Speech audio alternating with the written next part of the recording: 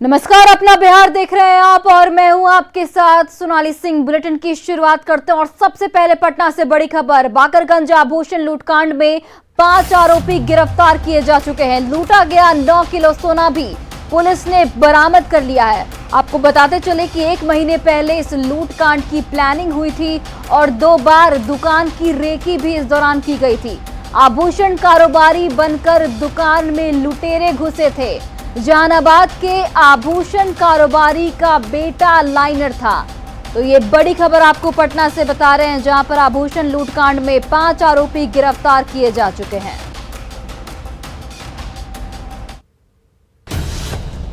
बिहार के सबसे बड़े लूटकांड का खुलासा।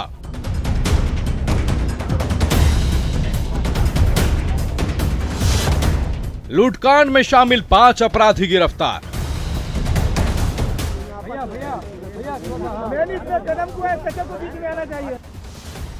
अपराधियों के पास से 9 किलो सोना बरामद।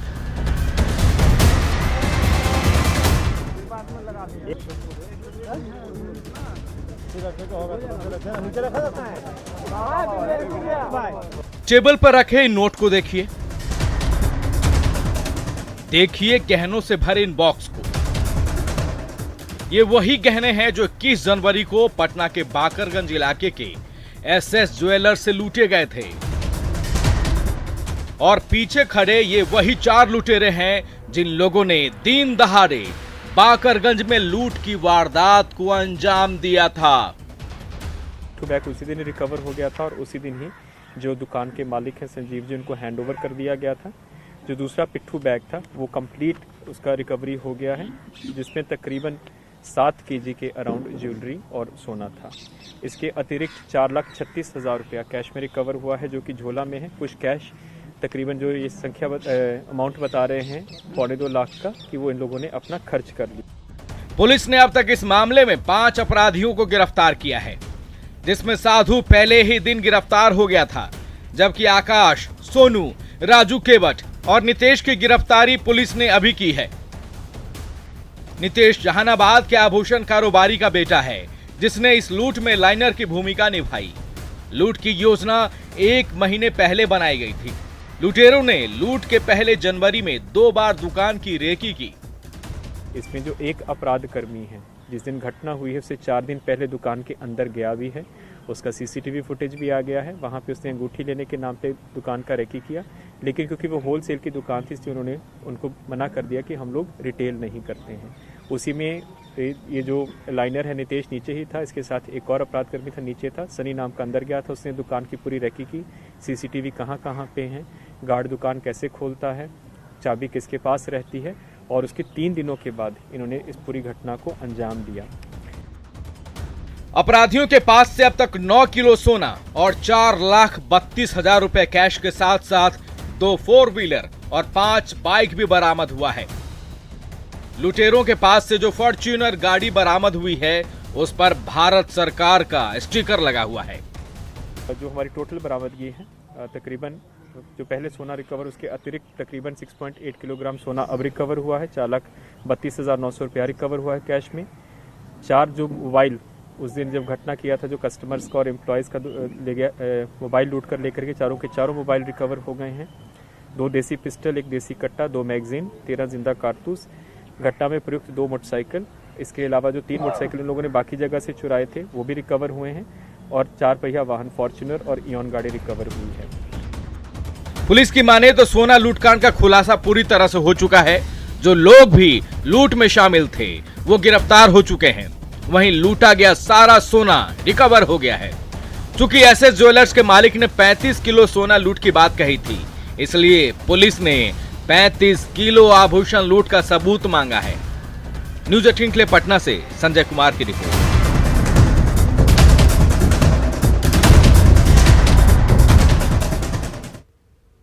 वहीं देखिए, एनटीपीसी परीक्षा में धांधली का आरोप लगाते हुए बड़ी संख्या में छात्र पटना के राजेंद्र नगर टर्मिनल पर हंगामा कर रहे हैं। छात्रों के प्रदर्शन के कारण रेल परिचालन पूरी तरीके से बाधित है। जायजा लिया न्यूज 18 से हमारे सहयोगी रवेश नारायण ने। परीक्षाओं में धांधली को लेकर के तमाम जो छात्र हैं अपने यहाँ पे राजेंद्र नगर टर्मिनल पर यहाँ पे स्थित है और ये तस्वीरें जरा देखिए कि यहाँ पे ट्रेनों को रोका गया है और तमाम जो छात्र हैं वो अपनी मांगों को रख रहे हैं और उनका कहना है कि परीक्षा में जो धांधली हुई है इसे रोका जाए और उसको लेकर के जिस कदर से है। अब ये जरा छात्रों को देखिए, यहाँ पे एनटीपीसी जो परीक्षा है, एनटीपीसी परीक्षा में वो धांधली का आरोप लगा रहे हैं और इसको लेकर के तमाम जो छात्र हैं अपने। अच्छा बताइए कि किन मांगों को लेकर के आप लोग सामने हैं? हम यही बोलना चाह रहे हैं कि जो एनटीपीसी रेलवे में इतिहास में पहली बार की है वो ऐसा नहीं करना चाहिए।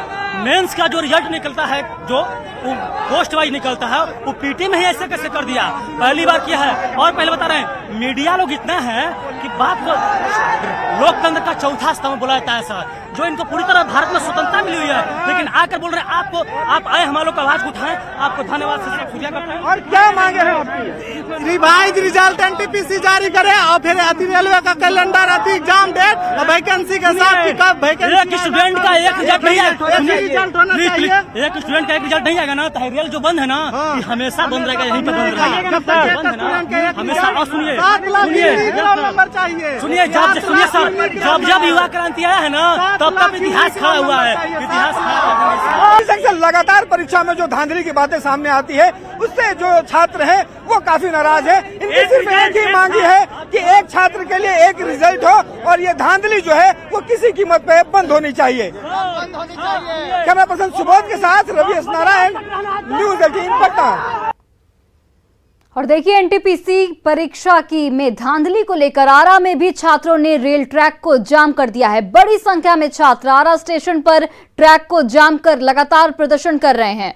छात्रों के प्रदर्शन की वजह से रेल परिचालन बाधित है और ये तस्वीरें आपके टीवी स्क्रीन पर, जहां पर एनटीपीसी परीक्षा में धांधली को लेकर जहां एक और पटना के राजेंद्र नगर टर्मिनल में प्रदर्शन जारी है, वहीं आरा में भी स्टेशन पर छात्रों का प्रदर्शन लगातार जारी है और इसकी वजह से ट्रेन परिचालन पूरी तरीके से बाधित हो चुकी है।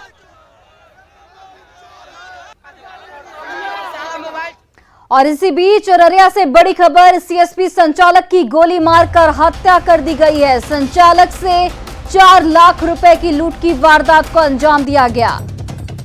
तो ये बड़ी खबर आपको बता रहे हैं, बैंक ऑफ बड़ौदा के सीएसपी संचालक की हत्या कर दी गई है। भरगामा के महथवा गांव की ये पूरी घटना बताई जा रही है। अपराधियों ने मिट्टू शाह की हत्या की है। तो ये अररिया से बड़ी खबर, जहां पर बैंक ऑफ बड़ौदा के सीएसपी संचालक की हत्या कर दी गई। लूटकांड की वारदात को अंजाम दिया गया। 4 लाख की लूट की गई संचालक से और उसके बाद गोली मारकर इस हत्या की वारदात को अंजाम दिया गया।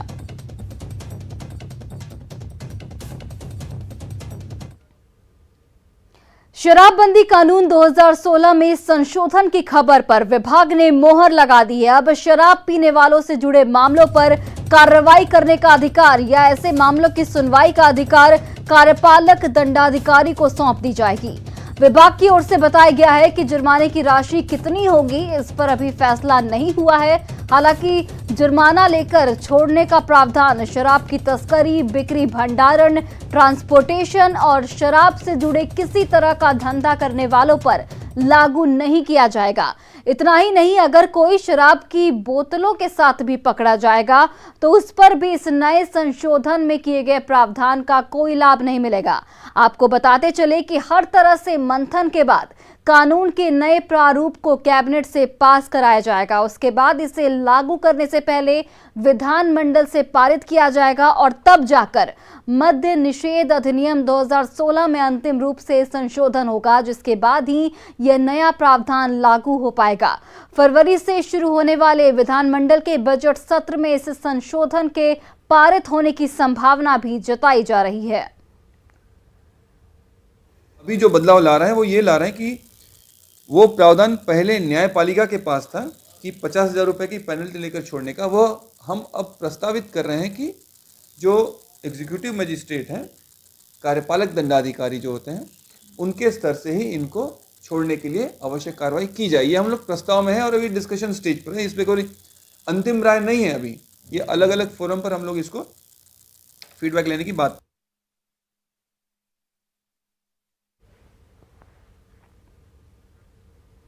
और चलिए आपको बिहार का कोरोना अपडेट भी बताते चले। बिहार के लिए राहत की खबर सामने आई है। 24 घंटे के अंदर 2000 से कम कोरोना से संक्रमित मरीज मिले हैं।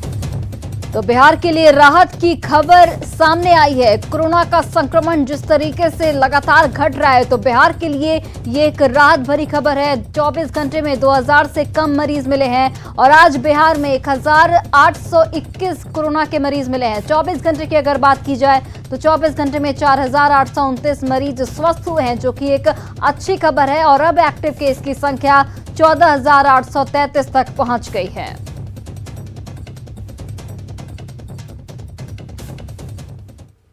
चौबीस जनवरी यानी गुदड़ी के लाल बिहार के पूर्व मुख्यमंत्री जननायक कर्पूरी ठाकुर की जयंती हर साल की तरह इस साल भी राजकीय समारोह के रूप में मनाया गया। बिहार के सभी राजनीतिक दलों ने अपने अनुसार कर्पूरी ठाकुर की जयंती मनाई और अपनी सुविधा अनुसार राजनीति भी की।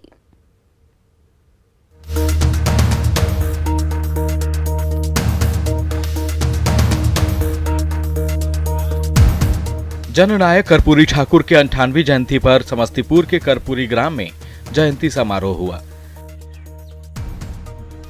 समारोह में कर्पूरी ठाकुर के बेटे और जेडीयू राज्यसभा सांसद रामनाथ ठाकुर भी मौजूद रहे। रामनाथ ठाकुर ने कहा कि पिछले 8 साल से कर्पूरी ठाकुर को भारत रत्न देने की मांग की जा रही है, लेकिन अब तक मांग नहीं मानी गई। अब तो उठती है, उठाते भी हैं, हमने क्वेश्चन भी किया है, लेकिन अब क्या बात है आप मांग करेंगे अपनी ओर से? हम तो मांग करते ही आ रहे हैं, 8 वर्षों से मांग करते ही आ रहे हैं। जननायक की जयंती को बिहार की कमोबेश सभी राजनीतिक पार्टियों ने अपने अपने हिसाब से मनाया और अपनी सुविधा अनुसार राजनीति करते रहे। आरजेडी ऑफिस में कर्पूरी ठाकुर के चित्र पर माल्यार्पण हुआ और ये जताने की कोशिश हुई कि आरजेडी ही कर्पूरी जी के पद चिन्हों पर चलने वाली पार्टी है। जगदाऊ किस रूप में कर्पूरी जी याद आ रहे हैं? विवश हम लोग हैं कि बड़े पैमाने पर इस काम को नहीं कर पा रहे हैं। कोरोना का समय है और हम समाजवादी सभी लोग जिनके नेतृत्वकर्ता में काम किए हैं, सभी कर्पूरी ठाकुर जी, जननायक कर्पूरी ठाकुर जी के नेतृत्व में। जननायक की जयंती बीजेपी ऑफिस में भी मनाई गई। इस मौके पर पूर्व मंत्री नंदकिशोर यादव ने आरजेडी के कर्पूरी जयंती मनाने पर तंज कसा। लेकिन बहुत सारे पार्टियां ऐसी जो आज अपने को कर्पूरी जी का वारिस करती थी, कर्पूरी जी को अपना मानती, वो पॉलिटिकल पार्टियां जिसमें मुख्य रूप से राष्ट्रीय जनता दल शामिल है, वो जो कांग्रेस का समझौता करती, जब परिवारवाद की राजनीति करते, वंशवाद की राजनीति करते। जेडीयू दफ्तर में भी राष्ट्रीय अध्यक्ष ललन सिंह सहित तमाम नेताओं ने कर्पूरी ठाकुर को श्रद्धासुमन अर्पित किए, लेकिन बात बिहार को विशेष दर्जा दिलाने की करते रहे। अभी तो जननायक कर्पूरी ठाकुर जी की जयंती है और उस पर माल्यार्पण करने आए हैं और विशेष राज्य के दर्जा की मांग हम लोग शुरू से कर रहे हैं और उसको हम लोग जारी रखेंगे, इसलिए कि विशेष राज्य बिहार को चाहिए, बिहार के हित में है, बिहार का उसमें हित है और जब तक बिहार विकसित नहीं होगा तब तक राष्ट्र विकसित नहीं होगा। हम लोग देश के आदरणीय प्रधानमंत्री श्री नरेंद्र मोदी जी से यह मांग कर रहे हैं। कर्पूरी ठाकुर को जननायक और गुदरी का लाल भी कहा जाता है। राजनीतिक पार्टियां उनके नाम पर राजनीति तो खूब करती है, लेकिन जब जननायक के आदर्शों पर चलने की बारी आती है तो आंखें मूंद लेती है। न्यूज 18 के लिए पटना से आनंद अमृतराज, शैलेंद्र और धर्मेंद्र के साथ समस्तीपुर से मुकेश की रिपोर्ट। कर्पूरी जयंती के कार्यक्रम में जेडीयू अध्यक्ष ललन सिंह ने विशेष दर्जे का मुद्दा उठाया, तो आरजेडी ने भी कहा कि विशेष दर्जा नहीं मिलने से बिहार को नुकसान हो रहा है। उन्होंने कहा कि जो लोग विशेष दर्जा चाहते हैं उन्हें साथ आने की जरूरत है।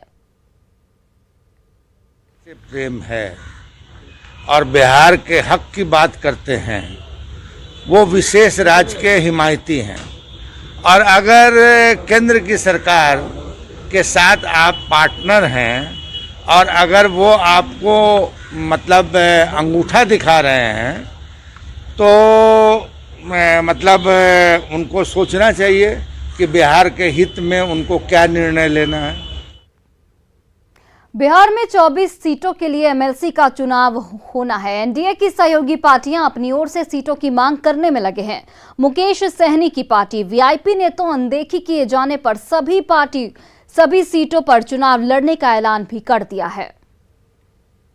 और गठबंधन का आरोप ही यही है कि गठबंधन हुआ तो मिल बांट के सब लोग चलेंगे और चुनाव जीतेंगे। तो अगर एनडीए नहीं है तो उस जगह पे हम स्वतंत्र हैं और मजबूती से 24 जगह हम चुनाव लड़ेंगे। हमारे पास कैंडिडेट भी रेडी है। वीआईपी पार्टी के अध्यक्ष मुकेश सहनी ने साफ कह दिया है कि गठबंधन में उनकी पार्टी की अनदेखी उन्हें कतई मंजूर नहीं है। एमएलसी चुनाव में सम्मानजनक सीटें नहीं मिलने पर नफा नुकसान से परे उन्होंने सभी 24 सीटों पर उम्मीदवार उतारने का भी ऐलान कर दिया है। मुझे इतना पता है कि जब गठबंधन की बात होगा तो वहाँ पे गठबंधन होगा तो वीआईपी पार्टी को भी जगह मिले, क्योंकि हम गठबंधन के सरकार में हैं। और अगर गठबंधन नहीं होता तो फिर सब पार्टी स्वतंत्र हैं 24 सीट लड़ने के लिए। उसमें उसका क्या फायदा होगा, क्या नुकसान होगा, ये कहाँ हम लोग सोचते हैं। इसके पहले राष्ट्रीय लोक जनशक्ति पार्टी के अध्यक्ष और केंद्रीय मंत्री पशुपति कुमार पारस ने भी हाजीपुर के साथ 2 सीट पर दावा ठोका है। 24 सीट है, उसमें से हाजीपुर तो मेरा पुश्तैनी सीट है। हाजीपुर में पहले भी हमारे दल से राजेंद्र राय चुनाव जीते थे। इसके पूर्व जो चुनाव हुआ था तो राजेंद्र राय जी चुनाव जीते थे लोक जनशक्ति पार्टी से। फिर दोबारा भी हम चुनाव जीते थे। तो इसलिए मैंने आग्रह किया है कि एक हाजीपुर सीट और एक और कोई सीट हो, 2 सीट मुझको कम से कम, हमारे पास उम्मीदवार है जैसे सूरजभान सिंह जी उम्मीदवार हैं और लोग हैं, तो 2 सीट तो मैंने आग्रह किया है एनडीए गठबंधन के लोगों से। इधर शिक्षा मंत्री विजय चौधरी की माने तो जेडीयू और बीजेपी के बीच टिकट बंटवारे को लेकर फैसला अंतिम दौर में है। फाइनल सहमति के बाद उन्होंने सहयोगी दलों को भी विश्वास में रखने का भरोसा दिया है। मुकेश सहनी जी की वीआईपी या फिर पारस जी की लोजपा शुरू से भाजपा की सहयोगी पार्टी रही है और समझौता भी जब हुआ है या पिछली दफा भी जब समझौता हुआ था तो वीआईपी पार्टी का समझौता बीजेपी से था और मांझी जी के पार्टी हम का समझौता जदयू से था। तो इसलिए अभी पहले भाजपा जदयू का अंतिम दौर निर्णायक और सहमति का दौर लगभग पहुंच चुका है। ये हो जाता है फिर हम अपने सहयोगी पार्टियों को भी विश्वास में लेंगे।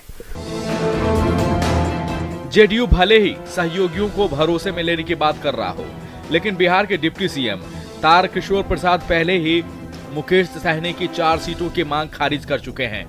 बीजेपी की खरी पर मुकेश सहनी के पलटवार से ये खींचतान एक कदम और आगे बढ़ गई है। न्यूज़ 18 के लिए पटना से धर्मेंद्र और शैलेंद्र कुमार की रिपोर्ट। और छपरा से बड़ी खबर आपको बता रहे हैं, प्रशासन ने शराब से हुई मौत इसे मान लिया है। 5 दिन बाद प्रशासन ने ये बात मानी है कि शराब से ही मौत हुई थी। 5 लोगों की शराब से मौत हुई थी, 17 लोगों की संदिग्ध स्थिति में मौत हुई है और ये बात प्रशासन ने मान ली है कि ये मौत शराब की वजह से हुई थी। और फिलहाल इस बुलेटिन में बस इतना ही। आप देखते रहिए न्यूज़ 18 बिहार झारखंड।